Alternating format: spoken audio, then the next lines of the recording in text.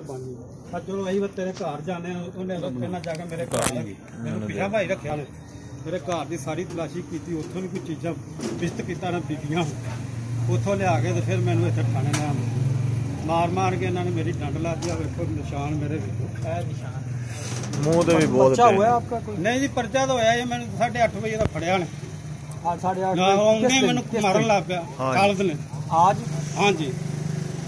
कितनी देर आपको रखा थाने मैनू इत्थे अपना 2-3 घंटे मारते रहे सारे जने चपेड़ा मार के मेरी सारी है ए मेरा खून वगदा रहा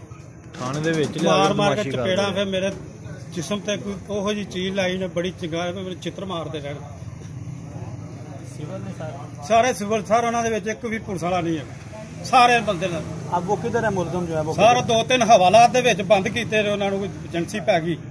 कोई बंद ने तो कोई नस गया खालद भी नस गया एक पिस्तौल जी उन्हें को भी उन्हें थले या सट्टिया कोई नजायज सी कोई बाद उन्होंने लगाया पुलिस क्या कहती सामनाबाद पुलिस वाला कर सर मेरे तो मत्थे ही नहीं लगा चोर डाकू मैंने अखा बन गया साबा मैं साबे ना उन्हें मेरी अखा बनी राह च उन्हें मेरी अखा बन के मैं थाने चो लिया ने ਅੱਖਾਂ ਬੰਨ ਕੇ ਮੈਨੂੰ ਮਾਰਦੇ ਰਹਿਣ ਅੱਖਾਂ ਬੰਨ ਕੇ ਮੈਨੂੰ ਲੈ ਗਏ ਮੈਂ ਕਿੱਥੋਂ ਇਹਨਾਂ ਨੂੰ 1.5 ਲੱਖ ਰੁਪਇਆ ਲੈ ਕੇ ਦੇ ਕਿਹੜਾ ਮੇਰਾ ਇਹਦਾ ਰਿਸ਼ਤੇਦਾਰ ਹੈ ਜਿਹੜਾ ਮੈਂ ਜਿਹਨੂੰ ਫੋਨ ਕਰਦਾ ਕਿ 1.5 ਲੱਖ ਰੁਪਇਆ ਲੈ ਆ ਨਾਲੇ ਲੋਡਿੰਗ ਦਾ ਕੰਮ ਹੈ ਟਰੈਕਟਰ ਟਰਾਲੀ ਦਾ